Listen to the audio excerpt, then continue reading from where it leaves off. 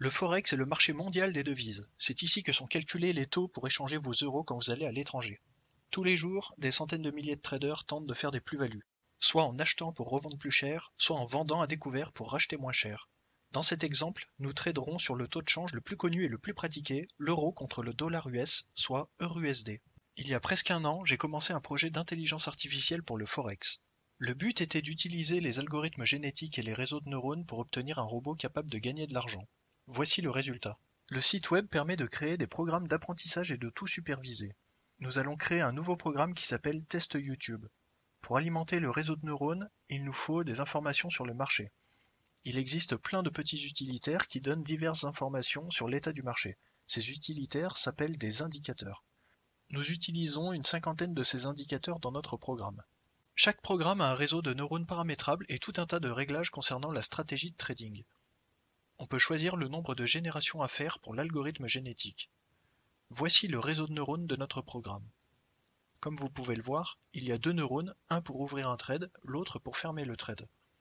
Il est possible d'en créer de plus complexes, ici avec une couche de 10 neurones, là avec deux couches de 20 neurones. Mais pour notre programme, nous utiliserons 0 couche afin d'accélérer l'apprentissage. L'apprentissage se fait sur un an de courbes historiques enregistrées. Le robot doit prendre une décision toutes les 5 minutes. Les décisions qu'il peut prendre sont ouvrir un trade, fermer un trade ou ne rien faire. Ces décisions sont prises grâce au réseau de neurones. De son côté, l'algorithme génétique génère différents ADN.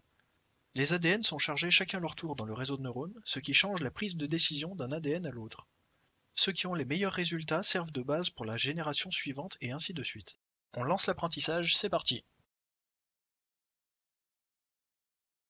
On peut voir que des ADN de plus en plus performants sont trouvés au fil des générations. C'est normal car l'algorithme génétique se base sur la théorie de l'évolution. Les meilleurs ADN transmettent leurs gènes aux suivants. Après 17 heures de calcul, les 1000 générations sont terminées. On regarde le résultat. Voici le meilleur ADN trouvé. On peut voir la pondération de chaque information pour la prise de décision dans le réseau de neurones. La partie du haut pour ouvrir un trade, la partie du bas pour fermer le trade. On teste le résultat sur notre plateforme de trading. La courbe monte, ça veut dire que ça a fonctionné. On pourrait s'arrêter là, mais en vérité c'est insuffisant. Le fait qu'un réseau de neurones apprenne une série d'actions ne prouve pas qu'il a adopté une bonne logique. Pour vérifier que le robot est vraiment intelligent, il faut voir ses résultats sur une période qu'il n'a pas connue. Nous allons donc le faire trader pendant 2 semaines en conditions réelles. J'ai sélectionné les 3 meilleurs ADN que l'on va utiliser. J'ai créé un compte de trading avec de l'argent fictif, mais le fonctionnement est le même qu'avec un compte réel avec du vrai argent.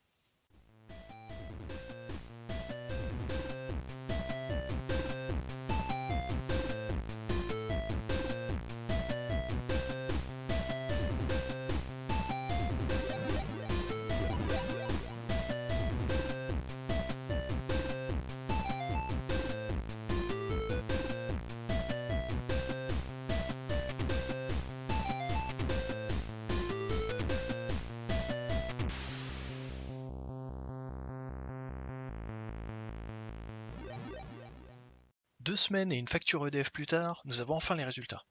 On a fait un bénéfice de 112 €, ce qui fait 11% de notre capital de départ. On peut voir sur le site que des gains ont été générés sur chacune des 2 semaines.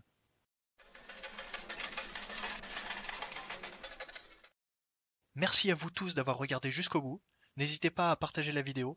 De plus, j'ai créé une nouvelle chaîne sur le Forex, j'y parle de ce projet plus en détail. À bientôt!